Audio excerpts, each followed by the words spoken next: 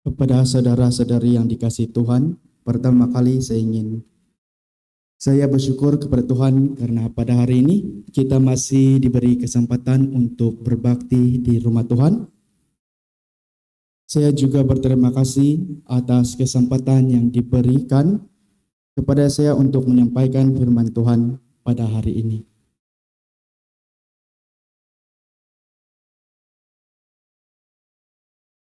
Tajuk khotbah kita pada pagi ini, ketika kita merasakan kesakitan. Sebelum kita mendengarkan firman Tuhan, marilah kita membuka hati dan pikiran kita supaya Roh Kudus dapat menolong kita memahami firman-Nya.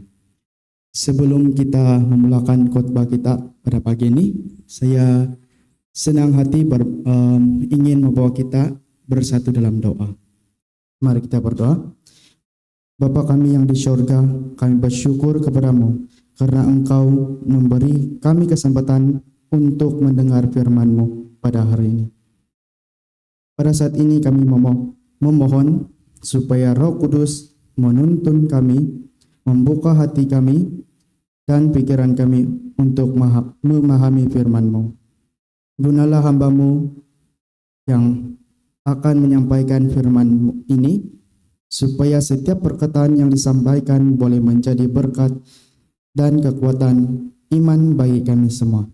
Kami menyerahkan waktu ini sepenuhnya ke dalam tangan-Mu. Dalam nama Tuhan Yesus kami berdoa. Amin. Ayat inti kita terdapat dalam 1 Petrus 4 ayat 12 hingga 14.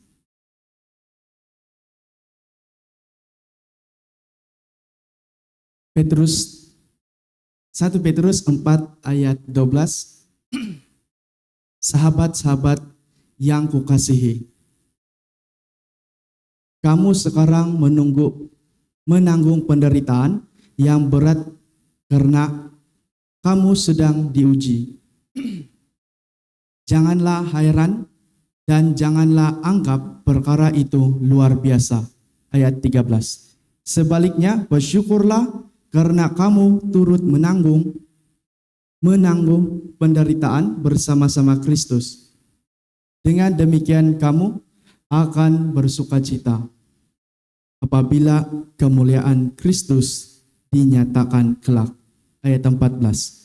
Berbahagialah kamu jika kamu dihina karena kamu pengikut Kristus. Hal ini berarti bahwa roh yang mulia, yaitu roh Allah, ada pada kamu.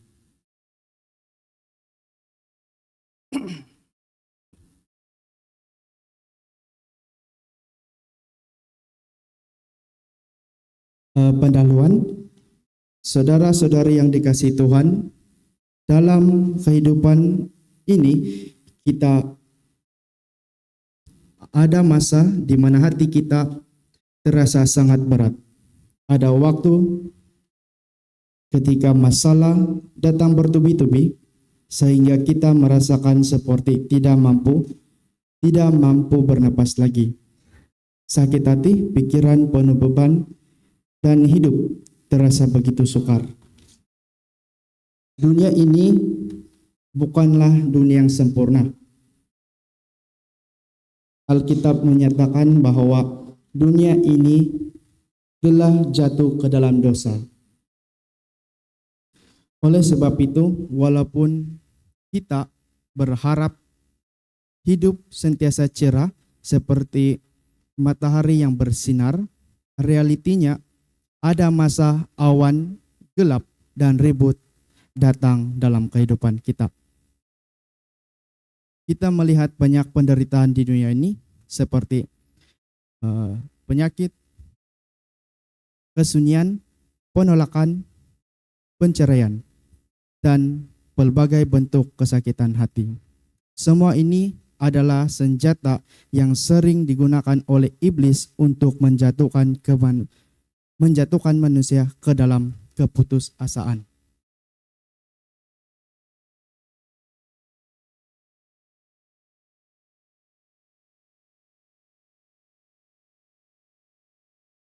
Poin yang pertama, ketika penderitaan datang. Alkitab berkata dalam 1 Petrus 4 ayat 12, saudara-saudara yang dikasihi, janganlah kamu heran akan nyala api siksaan yang datang kepadamu. Firman Tuhan tidak menyatakan bahwa orang percaya tidak akan mengalami penderitaan. Malah Alkitab memberitahu kita bahwa ujian akan datang. Kadang-kadang kita bertanya dalam penderitaan, kenapa ini terjadi kepada saya? Kenapa Tuhan izinkan perkara ini berlaku? Tetapi kita perlu tahu satu perkara penting, penderitaan wujud di dunia ini karena dosa. Sejak manusia jatuh ke dalam dosa,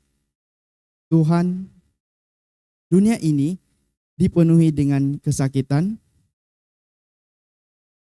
Selagi kita masih hidup di bumi ini, penderitaan akan tetap ada sehingga Yesus datang yang kedua kali. Poin yang kedua, iblis ingin menjatuhkan kita.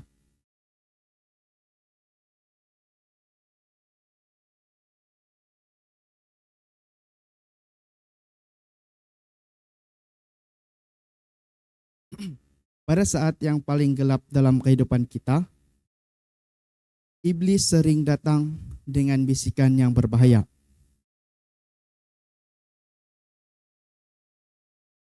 Hidup ini tidak ada makna. Tidak ada orang peduli tentang kamu. Lebih baik menyerah saja. Kadang-kadang pikiran seperti ini boleh muncul ketika seseorang berada dalam kesakitan yang sangat dalam.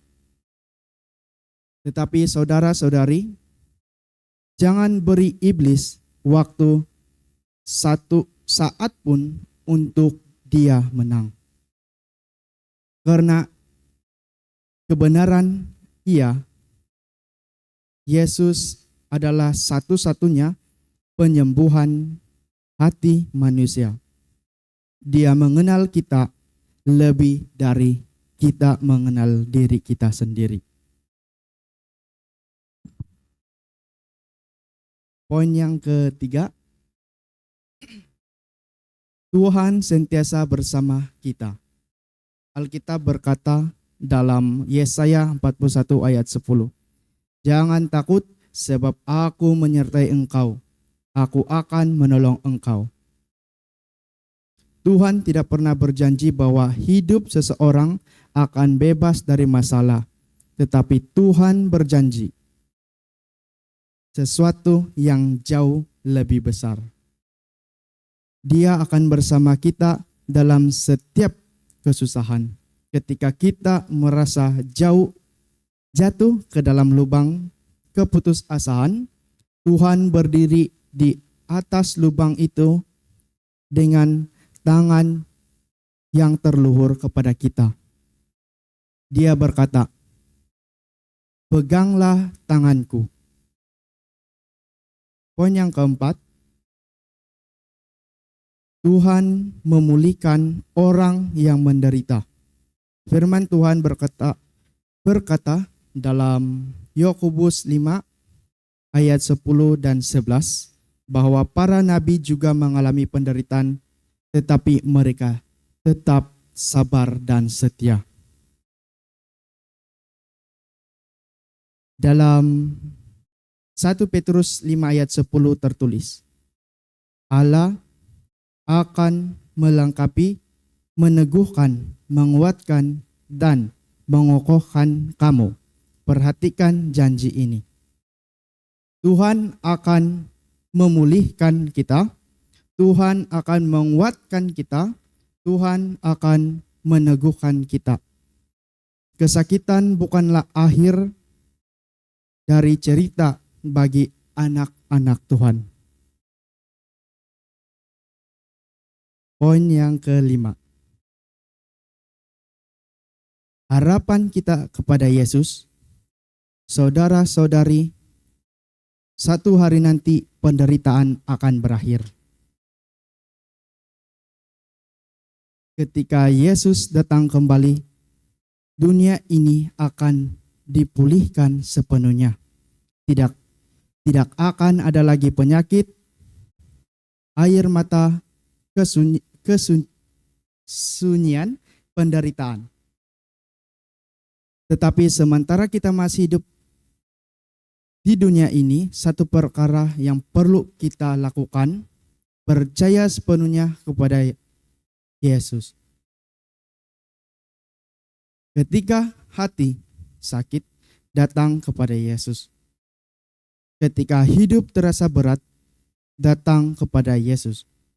Ketika kamu hampir menyerah, datang kepada Yesus. Karena Tuhan tidak pernah meninggalkan kita. Sebagai penutup, saudara-saudari yang dikasihi Tuhan, jika hari ini kamu sedang merasakan kesakitan yang dalam, ingatlah, Tuhan melihat air matamu, Tuhan memahami kesakitanmu, Tuhan mengasihimu. Peganglah tangan Tuhan dengan iman. Jangan menyerah karena Tuhan tidak akan pernah menyerah terhadap kita.